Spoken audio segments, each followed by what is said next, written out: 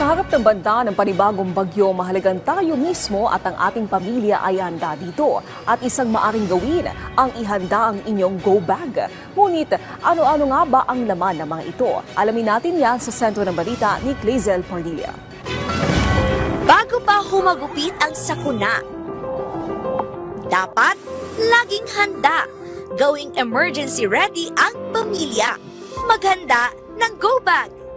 Bag ito na naglalaman ng mahalagang bagay na maaring gamitin sa panahon ng kagipitan gaya ng bagyo o lindol.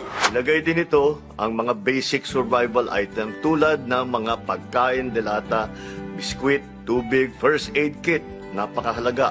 Mga gamot, iyan pa, emergency hygiene kit, flashlight po, dito, lighter at iba pa. Mahalaga rin ang paglalagay ng power bank, radyo o kung may luma pero gumagana pang cellphone, ilagay ang mahalagang papeles at ID.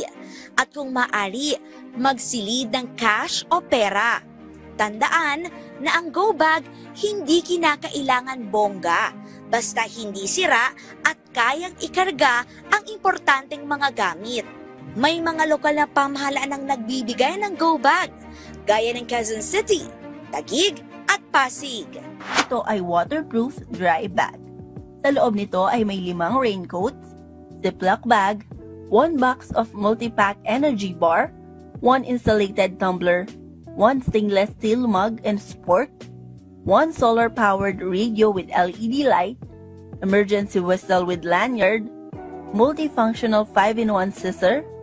Paalala ni Pangulong Ferdinand R. Marcos Jr. Pag kailangan tatakbo, nakahanda na yan, hindi na kayo maghahanap at mangungulekta ng inyong mga gamit. Nandyan na lahat ang mga importante, basta kukunin na lang ninyo sabay alis para hindi na kayo ma-delay doon sa loob ng isang building o sa loob ng inyong bahay. Clazel Pardilla para sa Pambansang TV sa Bagong Pilipinas.